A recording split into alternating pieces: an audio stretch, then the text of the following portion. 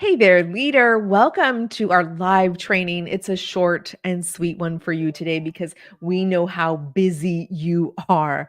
I'm excited to come to you live. I'm in Austin, Texas, and I always welcome locals to visit with. So if you're watching this and you are in my vicinity, let's meet. So make sure you comment and let me know where you're at. Let me know, who you are, and possibly get together for a cup of coffee, which by the way, I'm having right now myself. OLLU is my alma mater, so I'm drinking some coffee. I know in the middle of the afternoon, I'm having a cup of coffee with a little brain dust. I don't know if you all know what that is. Go look it up on Amazon. Bought this really great I don't know. I was going to say alternative medicine, but just a little stimulation for my afternoon work that I'm about to do. So it's called brain dust. Go check it out. Anyway, so I put a little bit in there and now I'm here ready to serve you. So post your questions, your comments, your insights wherever you are watching this live stream. If you are watching the replay, we still love interaction. Listen, my team and I are hanging on to your every word. We want to hear from you. We want to know some takeaways. We want to know what resonates with you. We're very interested in your leadership development. And so, welcome. I'm Denise Simpson. I am your forever leadership trainer and excited to talk to you today about identity of a leader. What does that even look like? The identity of a leader. Here's what's really neat. I did a live called The Art and Science of Leadership. You're going to want to go check that out, where I talk about the art, which is you, which is your neurology, which is your programming, which is your conditioning. It's how you see the world through your lens, through your filtration systems in your brain. And that's what makes you so special, because I can't lead the way you lead, right? I haven't seen what you have seen. I have not experienced what you have experienced. And so that's the art that you bring into the leadership practice. Now, science is what I do every day. Science is how we quantify your impact. That's what's the part of leadership that I absolutely love. Is, well, I love both parts, but the science gets me so excited because we do baselines, we do post assessments. We're always measuring here, because we're held accountable too with our training. So we want to know, when you come in, what are your scores, and then when you leave, how have you improved? And so we're always proving, what we do in leadership training and development here to our organizational clients, to our individual private clients. We are always on the line because you're always on the line. And so as you are being, measured and evaluated in your organization, we do the research on our end to show that we too are being held accountable and that we're showing impact in our leadership training and development. So the art and science, and so you're going to want to go look that up when we're done with our live stream today, because that was a really good a good live stream training. But I bring this up because your identity is part of your art. That's part of who you are. Right? I identify as a situational leader. I'm very situational. I will be a different kind of leader and I will practice a different leadership style if I am in the community. I am also a very different leader in my home with my family. I am a different leader when I am coaching my CEO and founder clients. I am a different leader when I'm coaching an emerging leader, someone who's aspiring perhaps. I take on different approaches because I'm a situational leader. It's a great leadership style that I've adapted for myself. It's something that fits really well with me. I'm not rigid, I'm not structured, I'm not just one way. I have access to so much research, I have access to so many different experiences that I get to practice a different leadership style depending on who I'm with. And so that's part of my identity. I'm a situational leader. What kind of leader are you? So start looking at those experiences in those different contexts, right? In those different environments. Are you one way mostly? Are you, a skeptical leader? Which, by the way, I am skeptical in most of those circumstances. By the way, I am very skeptical. I'm a researcher. I'm naturally skeptical, and I also believe a lot of us leaders out here are skeptical too. Don't be a cynic. We don't want cynics. There's a big difference between the two. You can be a skeptic. And so how are you showing up? What's part of your identity of as a leader? Are you someone who practices emotional intelligence? Are you someone who leads with their heart on their sleeve? Are you someone who is mostly transformational? Maybe you're transactional because you're in a very specific industry that you have to be transactional. And sometimes that looks like the retail industry, which I spent some time in as a 19-year-old Bath and Body Works store manager. So I know about transactional leadership. And, in certain industries, that does not work. That style of leadership will not work. So take a moment and assess your identity as a leader.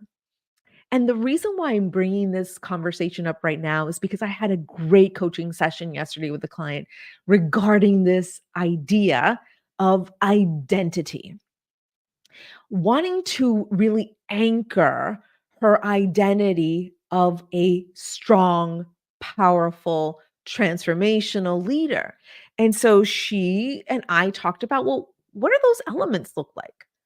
Like if I were to deconstruct this for her and for you all, what would these elements look like? What would you need to start doing today? And so I want for you to take out pen and paper because this is the fun exercise.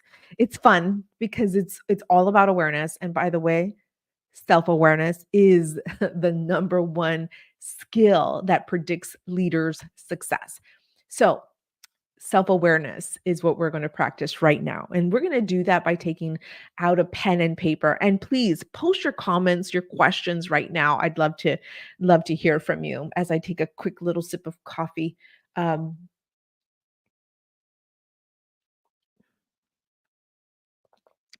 so as you take out your pen and paper, here's what I want for you to do. You're more than likely at work right now. I hope you are, and I hope you're watching this from your desktop, from your office, because you're probably not going to watch this after 5. So I'm hoping that you're watching this right now from your office. And I just want for you to set a 5-minute timer. And we won't exactly do that 5 minutes together today, but just take out a timer, close your door. Maybe it's your lunch hour, or maybe it's a break, and you just take pen and paper out. And on top of that paper, I want for you to write my current leader identity. So, identity looks like a summation of all of these labels. Labels that you've taken on for yourself, labels that have been latched onto you since you were a little person, labels that society has given you. And now they're part of your neurology, they're part of your identity. And so write down some of those labels. So for me, I am Latina, born and raised along the Texas-Mexican border. I had one foot in Mexico, one foot in the United States. And so I had this contrasting ideologies, although the patron system was very strong and other ideologies in the US in the United States were opposing these different identities of who I am. And so I'm a mix of a lot of different labels. You can label me as a public academic. That's a label I've taken on for myself, and I'm very proud of that label. I'm obviously proud of my culture, so that's a label that I am very proud to talk about. Another label is I'm a situational leader. Situational awareness is something that I'm very tuned into depending on who's in front of me. I'm always looking at who's in front of me and who's around me and how should I behave in this very specific context. And so that's the kind of leader I am. I'm also a stepmother, so that's a label I have. And so I'm a wife and a spouse, and a spouse who's a business partner as well. And so there are things that I'm going to list on this sheet that all impact the way I lead my research company. And so I want for you to do the same. Again, on top, it's my current leadership identity, and then start listing all of these labels. Now, list positive labels, list labels that don't feel as good, list things that were labeled as a child. I was labeled again as someone who and I labeled myself as someone who was an outlier, an outcast, which again I changed later. And here's why this is important. I want for you to list everything that comes to mind right away. Don't That's why I said 5 minutes. Do not take more than that, because then your brain's going to want to negotiate things and is going to want to, evaluate things. No, just list them down. Here's the second thing I want for you to do. When you are done with that list, no more than 5 minutes, I want for you to ask yourself, which of these labels serve me today in the organization? There's some labels on that list that will not serve you today. And those are the labels that I want for you to just mark on the side. Maybe an X, maybe a check mark, maybe, a number on the side. And I want for you to identify those labels that do not serve you today. It's important that we flush this out of our neurology, right? It's buried in the unconscious level of our minds. We want to bring them to our prefrontal cortex. We want to make sure that we are aware of these labels, because these labels are anchored right now in your neurology, and they are impacting how you're showing up as a leader. And so we want to know what labels are serving us. Are they impeding our success? Or expediting our success? Are they impeding us, or are they expediting our success? And I want for you to start identifying those very specific labels. And then on the other hand, I want for you to look at those labels that are serving you. I want for you to be proud of those labels. These are the labels that we want to take with us as we excel in our leadership practice. The labels that are not serving us, we either want to reframe them or we want to leave them there. These are the labels that I'm going to reframe, just like I did, from reframing it from an outcast to an outlier. And now I'm very proud to call myself an outlier. And so I want for you to do the same. So this is why this is important, because mindset is everything in leadership. Mindset is about 80% of how you lead. 20% is skills and strategy or actions. I want for us to spend some time on the mindset part of leadership.